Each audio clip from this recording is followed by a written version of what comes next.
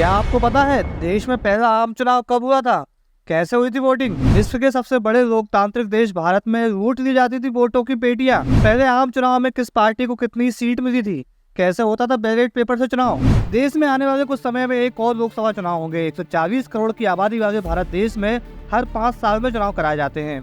जहाँ कुछ पड़ोसी मुल्क जैसे पाकिस्तान और बांग्लादेश में लोकसभा चुनाव विवादों से भरे हुए रहते हैं, वहीं भारत में चुनावी प्रक्रिया को पूरी निष्ठा और ईमानदारी से निभाया जाता है। देश में पहली बार 1951 में आम चुनाव कराए गए थे और अभी तक इसी परंपरा पर देश आगे बढ़ रहा है। भारत को विश्व के सबसे बड़े लोकतांत्रिक देश के रूप में जाना जाता है। एक बार फिर से देश के लोग अपने प्रत्याशी को चुनने के लिए बिल्कुल तैयार हैं। राजनीतिक पार्टियां देश की सत्ता पाने के लिए रणनीति बनाने में जुट गई हैं। इस बार 8वीं लोकसभा के लिए लोग मतदान करेंगे और 17वीं लोकसभा का कार्यकाल 16 जून 2024 को समाप्त हो रहा है। वहीं अब बात की जाए भारत के पहले लोकसभा चुनाव की, तो वह साल 1951 में हुए थे और पहली लोकसभा का गठन 17 अप्रैल 1952 को हुआ था।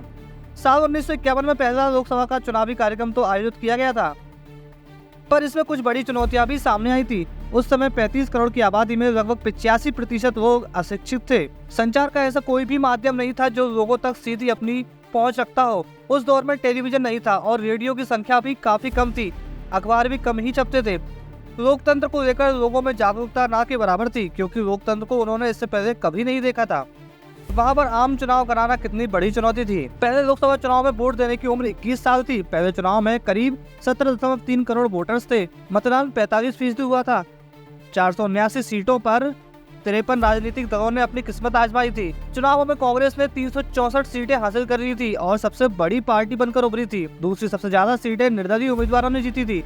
उनके खाते में 37 सीटें गई थी। वहीं भारतीय जनसंघ को 3 सीटें मिली थी। जवाहरलाल नेहरू को प्रधानमंत्री और सदन का नेता चुना गया।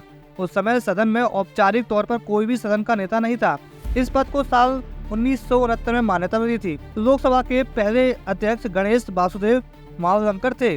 पहले लोकसभा चुनाव में हर एक उम्मीदवार को मतदान केंद्र पर अपने नाम और चुनाव चिन्ह के साथ एक अलग रंगीन मतपेटी दी जाती थी। इसका एकमात्र मकसद यह था कि अनपढ़ लोग भी अपने पसंद के उम्मीदवार को आसानी से वोट दे सकें। देश का पहला लोकसभा चुनाव 68 चरणों में समाप्त हुआ था और साल 2019 में हुआ लोकसभा चुनाव 7 चरणों और 50 दिन के अंदर ही समाप्त हो गया। चुनाव आयोग ने चुनाव प्रक्रिया में पारदर्शिता को बढ़ाते हुए काफी विकास किया है।